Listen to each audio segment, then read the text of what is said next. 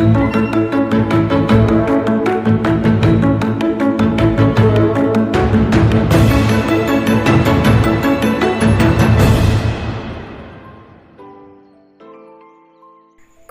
antar materi modul 2.3 Coaching untuk Supervisi Akademik. Salam dan bahagia.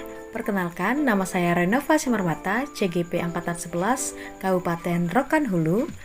Adapun Bapak fasilitator saya yaitu Bapak Hendri Wandra Saputra SPD MPD dan Ibu Yani Widayanti SPD sebagai pengajar praktik saya.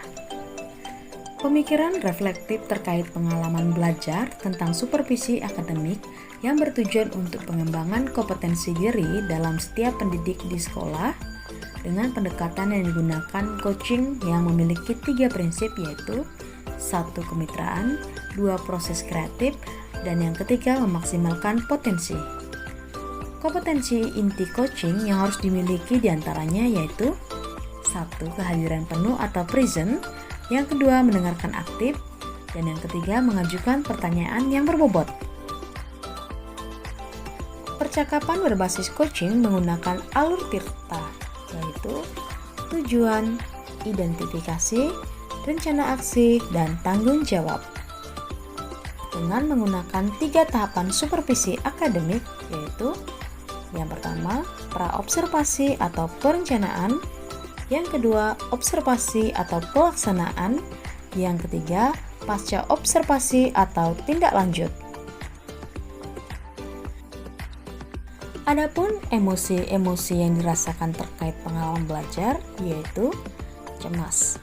Sebelum mengetahui isi materi dalam modul ini, saya merasa sedikit cemas karena khawatir tidak mampu memahami dan mengimplementasikannya. Akan tetapi, setelah saya mempelajari modul ini, saya merasa tertarik dalam konsep eksplorasi konsep. Saya juga mulai mendalami modul ini. Emosi lainnya yaitu gembira. Saya merasa gembira saat mampu melaksanakan praktik coaching bersama rekan CGP dalam ruang kolaborasi dan demonstrasi kontekstual, walaupun mungkin masih ada sedikit kekurangan. Optimis. Saya optimis mampu mengimplementasikannya di sekolah tempat saya mengajar.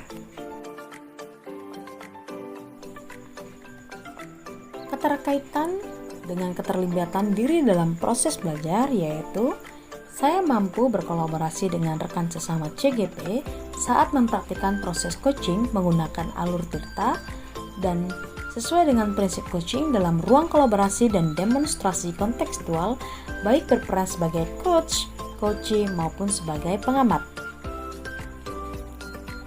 Yang perlu diperbaiki terkait dengan keterlibatan diri dalam proses belajar yaitu kemampuan dalam mengajukan pertanyaan berbobot agar dapat menggali informasi permasalahan pada diri coachee sehingga dapat menemukan solusi atas permasalahan yang dihadapi.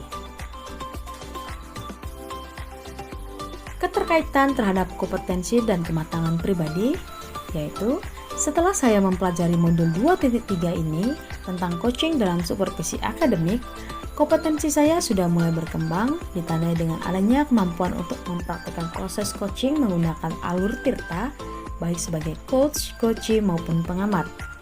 Saat saya mempraktikkan proses coaching, saya harus mampu mengendalikan diri dari asumsi-asumsi pribadi dan rasa emosi sehingga muncul kematangan berpikir dan bertindak agar sesuai dengan prinsip coaching yaitu kemitraan, proses kreatif, dan memaksimalkan potensi. Prinsip coaching dapat diterapkan jika kepala sekolah memiliki pengetahuan tentang coaching dalam supervisi akademik dan mau mengimplementasikannya. Kegiatan supervisi ini tidak hanya bertujuan sebagai bagian dari penilaian guru semata, namun supervisi harus dijadikan sebagai cara untuk meningkatkan kompetensi akademik guru sehingga tidak hanya melakukan observasi kelas, tetapi juga ada percakapan pra-observasi dan pasca observasi.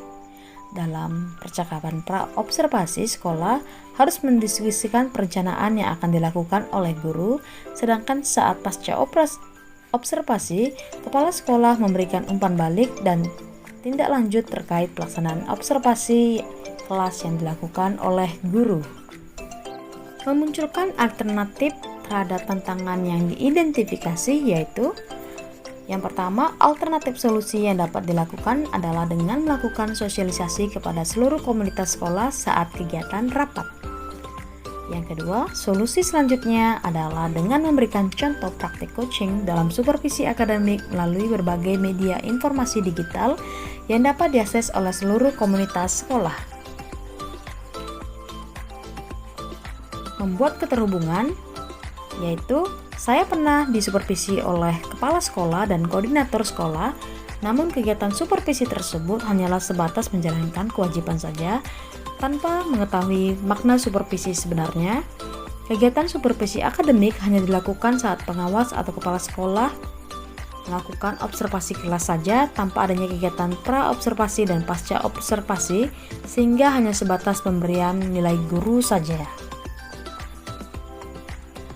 Jadi, penerapan di masa yang akan datang, kedepannya kegiatan supervisi ini harus dijalankan salah satu bagian dalam peningkatan kompetensi guru dalam bidang akademik dengan menggunakan prinsip coaching, yaitu kemitraan proses kreatif dan memaksimalkan potensi. Kaitan antara modul 2.3 dan modul lainnya.